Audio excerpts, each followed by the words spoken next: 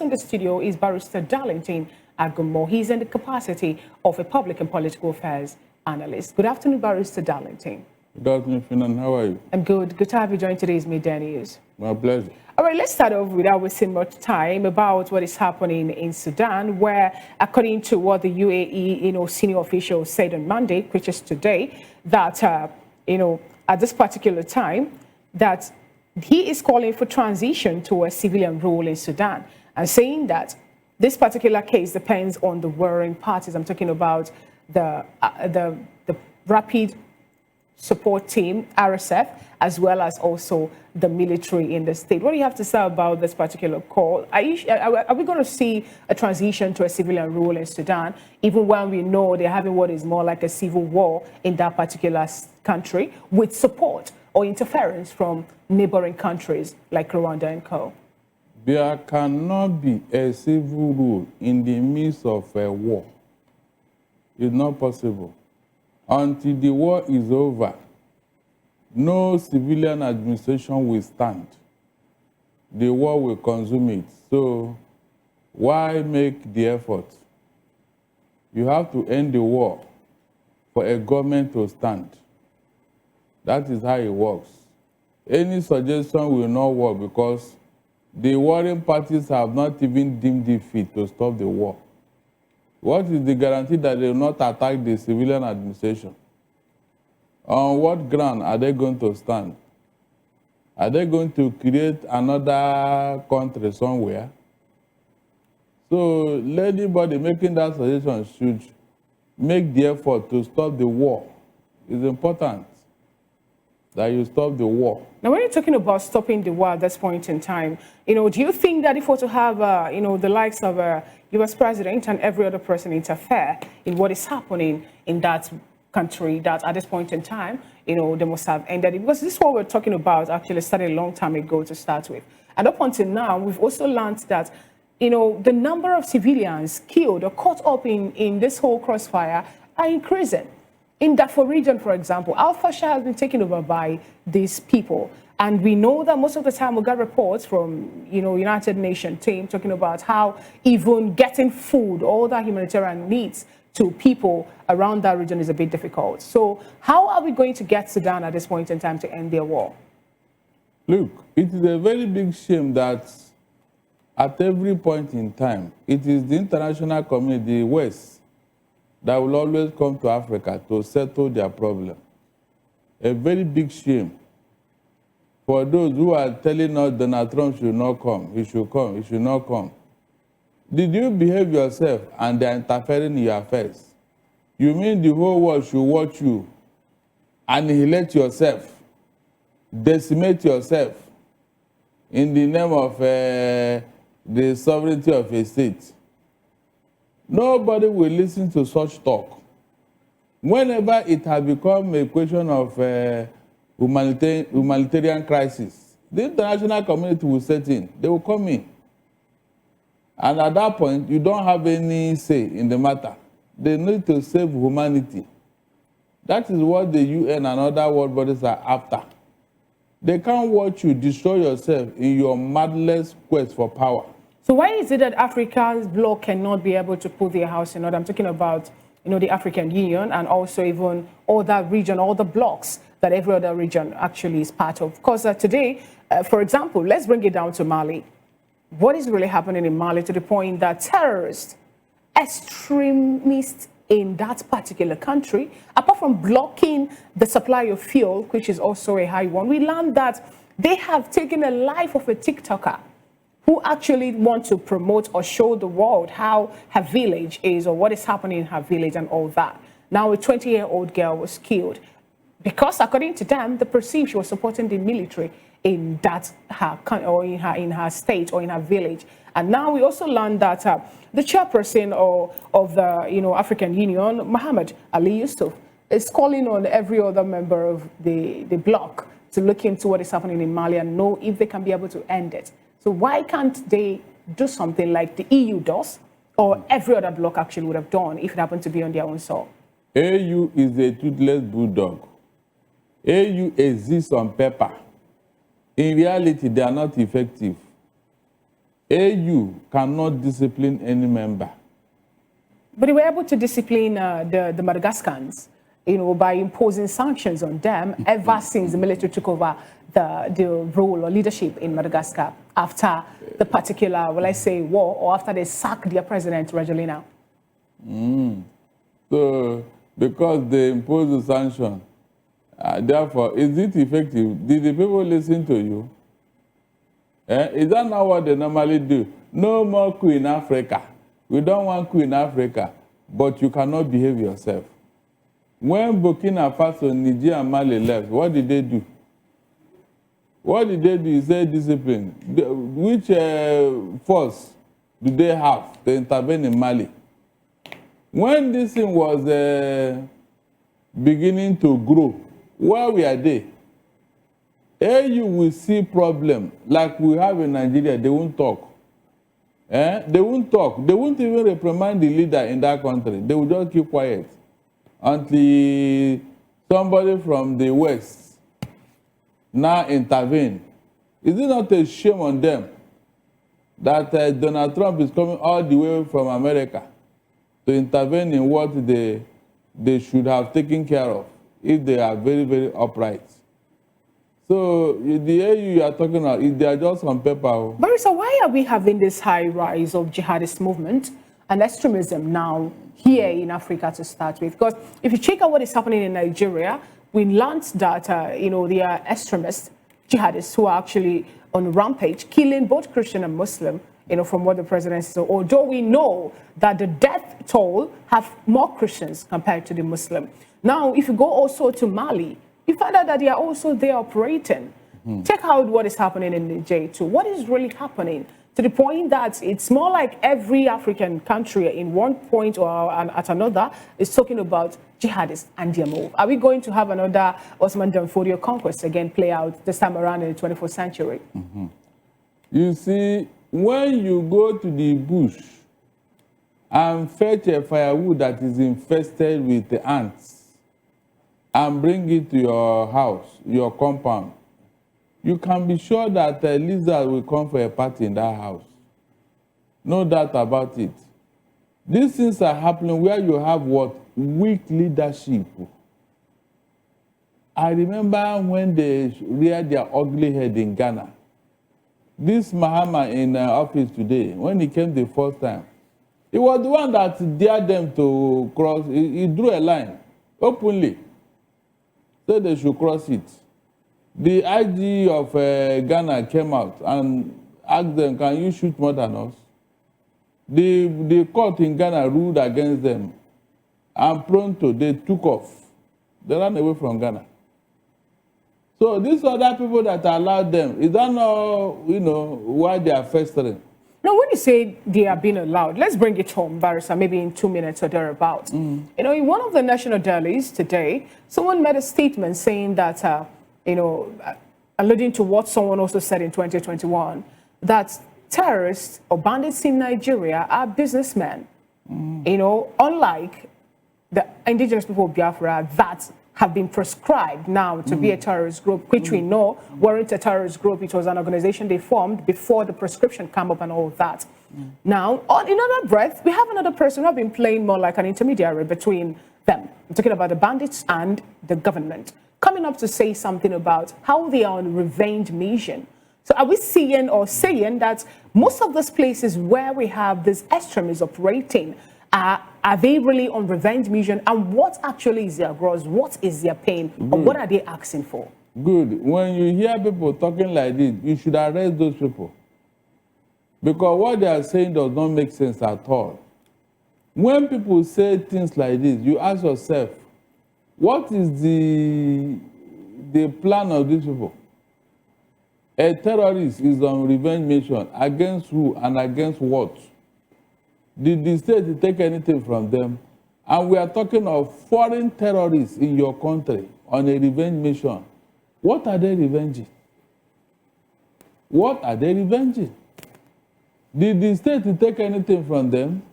Or what? I don't get it.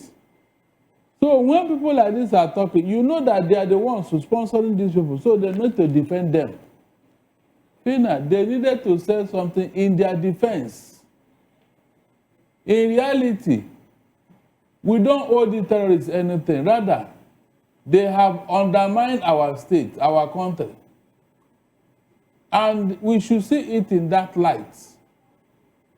Nobody should cut a flag for these terrorists. They are terrorists. I mean, what is that thing they are revenging? What is it?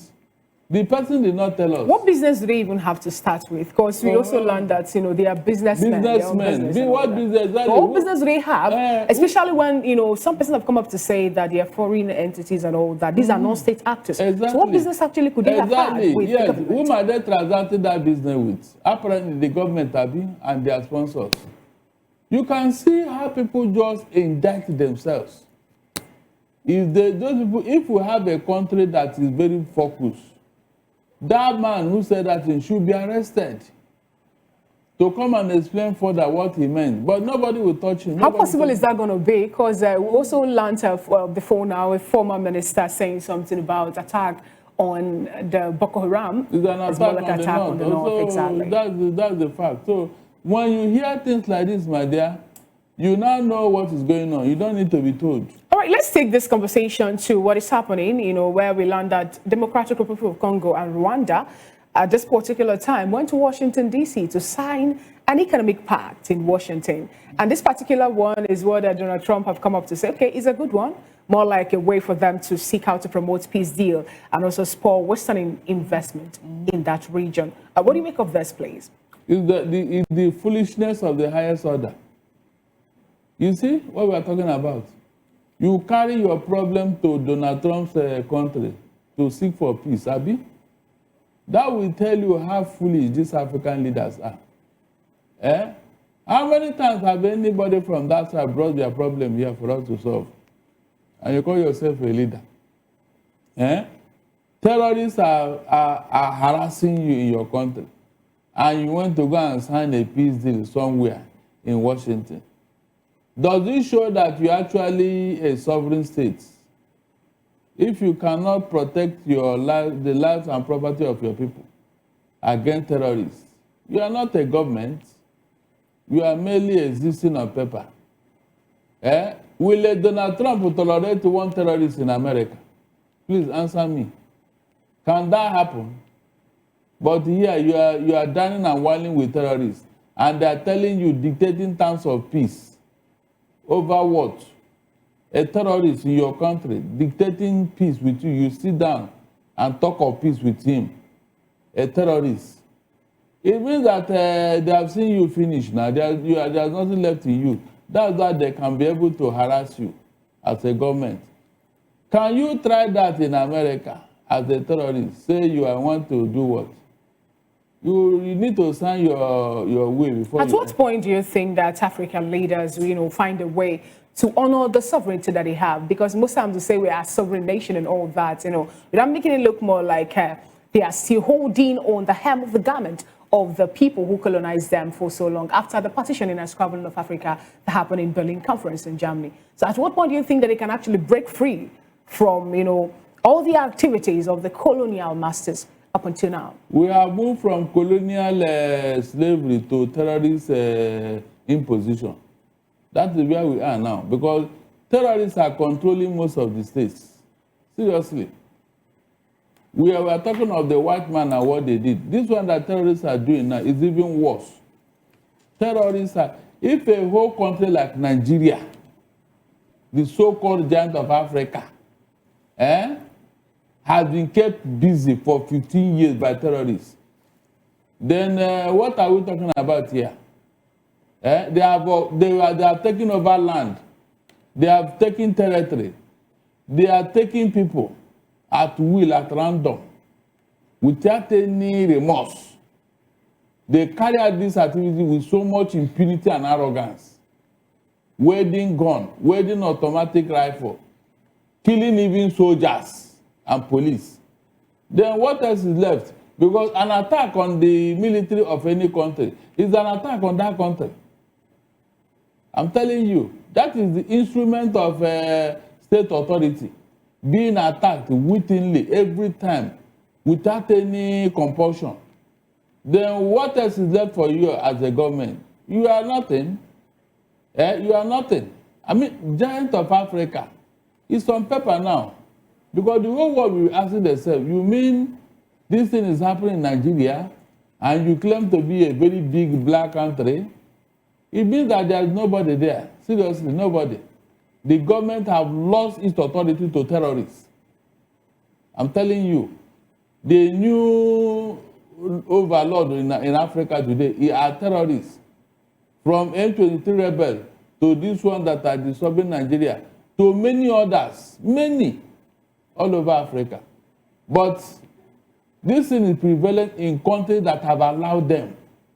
I know that some no-nonsense country will not tolerate them. They won't even enter there. All right, Barrister, let's go to Tanzania, where we learned that after the election that happened last week, just last week, over 145 people were killed through a protest, which, according to police in Tanzania, happened to be, masterminded, orchestrated by opposition party. They are actually calling out on, other opposition party like the Chadema and some other people saying that they are the ones actually, making sure that the issue of unrest continue to be there, and they've actually also charged other, I think, 145 people also for treason in that particular country. When are we going to have a free, fair, credible election that does not have any iota of maybe an arrest after the election? Recall what happened in Cameroon after Paul Biya was declared the president again. We learned that the following day, people started protesting, and that led also to the loss of lives and property destruction in Cameroon. Help us actually walk around this, please. As long as you have useless individuals who don't have any claim to power, masquerading as leaders in countries like Tanzania, these things will not stop. I really pity the Walimu himself, Julius Nyerere. He will be turning in his grave because this was the Tanzania he built. All of a sudden, the place have turned into a killing field because a woman wants to have her way, supported by men. This woman cannot be acting on her own now. She's not acting alone. Men are supporting her. Yes, they are supporting what she's doing. If not, why would you lock up all your competitors? Because you are not popular. Because you want to be the only one that will contest the election. Please, how can that bring peace? You can see how these people deliberately create problems where there should be none. And you are now blaming opposition for what? Look, if I were that opposition, I would double whatever effort I'm making. How would that be possible when we learned that the police in Tanzania have already started manhunt, serious manhunt for everybody they believe, have a hand in the they will get tired. The riot or protest. That country will soon implode. Don't bother yourself. That country, if you are not careful, it will soon implode into a full-scale civil war. Maybe that time, I will now know where those policemen will be. If they are not careful, this is what happens in Africa. Go and check. 90% of the time, the problem of Africa always starts with what? Election. Election. A mad election, a compromised election. You want the opposition to keep quiet when you have robbed them of victory, Abi? How can that be? It can never happen. You can't beat a child and ask that child not to cry. The question is, was the election free, fair, and credible? The answer is capital no. Then why do you now want peace when you have created a problem? And Barrister, what is really happening? I need to ask this question because you made mention of the fact that the likes of Julius Nyerere and even the other day you talked about Jomo Kenyatta and so many other African leaders who actually fought for the liberation and independence of Africa. What's really changed? At what point do we lose, track of what should be? And why is it that instead of us actually to be progressing, it's more like we're retrogressing, both in leadership, in governance, in infrastructure, in development, and every other thing? What really changed? When did we get it wrong? The new talks in town today, they never knew how independence came about. They never fought for it. They hijacked government because They don't know the meaning of governance. That is what happened. The real founders of those countries who fought for independence, who experienced it, who did all they could to run that country, they are gone. Some of them were even assassinated by these evil men so that they can take over. And now look at the results. You can't give what you don't have. Seriously. Some of them are there just for what they can collect from the country. That is why these countries are not moving forward. Julius Nyerere built his own house with borrowed money from bank. A president of a country with borrowed money from a bank. Julius Nyerere. And this is the Tanzania that one woman wants to destroy now. You can see. Is it the case of the person being a woman, or are we seeing, such thing playing out before the woman come and play? She's the one in office now, Abi. All right, Barry, so let's take this conversation to Uganda. For the first time, recall before now, we had on the news that some Kenyan activists actually went missing somewhere in Uganda. But today, it was on the news that the president of Uganda, Yoweri Museveni, first acknowledged that, yes, those Kenyan nationalists or activists, according to him, they are known for riot planning, so he arrested them. And they are cooling off somewhere in the fridge. Help us actually walk around this.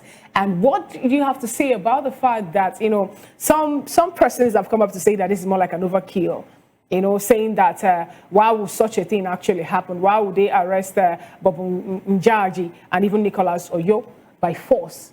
And why is it that the president is coming up today to acknowledge their arrest, since he couldn't say anything about the arrest up until now? Because the noise was too much.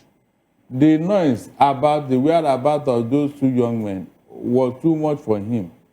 Everybody was on that case. They want to know what happened to the two of them.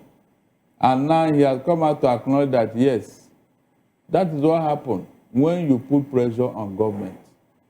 That thing they refuse to acknowledge, they will eventually acknowledge it. That is what happened when the pressure is too much. And there was ample evidence that they were arrested by security agents. Calling them experts in riot, it doesn't make any sense. What do you mean experts in riot? They came to give solidarity to their mentor or to their man. Are we seeing a Yoweri Museveni being scared after being in office for like 4 decades at this point in time? And recall that these men were arrested after the youths led a protest that happened in Tanzania. So he picked them, saying that he had to put them in fridge for them to cool off for some days, Barrister. Tell me one dictator that is not afraid. One. Look, apart from the showmanship you see on the outward, inside them, they're all afraid though. Don't you see it in Nigeria? When some miscreants, youth who don't even know where the next meal is coming from, we attack the coup plotters. Young boys who want to protest about hunger and hunger riot, protest. Because of fear, the president said they want to overthrow him and all that. If not for international outcry and everything, those guys would have gone to, prison. But because of how they looked and everything, when they appeared in court, the president, out of shame, now said they should release them. Is that not what happened? So every dictator is afraid even of his own shadow. That is what happened when you have committed a lot of atrocities. You become paranoid. Anything that passes is an enemy. If somebody shadow, you say they have come, look at them, they have come. Meanwhile, there's nobody. That's what happened to them. They live in fear because of what they have done and the crime they have committed against humanity. You made mention of hunger at this point, and this actually reminds me of a story that we also read about how the 84-year-old opposition party member in Tunisia have decided to embark on a hunger strike. I'm talking about Rashid at this point in time, Rashid Gargash. And he said he's going to join other prominent leaders actually to join what they call, unjust imprisonment, and also trying to stifle the dissent in Tunisia. Saying that they need to find a way to form a formidable force to stand off against President Kais Saied in Tunisia. Hunger strike, is it in any way going to, ameliorate the problem or their challenge or the fact that they are against the ruling party and the elected president in that state, in that country? The man at that age should be very careful. If not, he will develop either ulcer or he will die. It's only the living that go on protest. He had better stay alive. Hunger strike will not help him. At that age, hunger strike will not help him. No, but Barrister, when you say hunger strike will not help him, recall that in Tunisia, most of the country's opposition leaders are already in jail. And then also, not just that, some party members have also accused the president of trying to, make the whole country to be more like an open-air prison.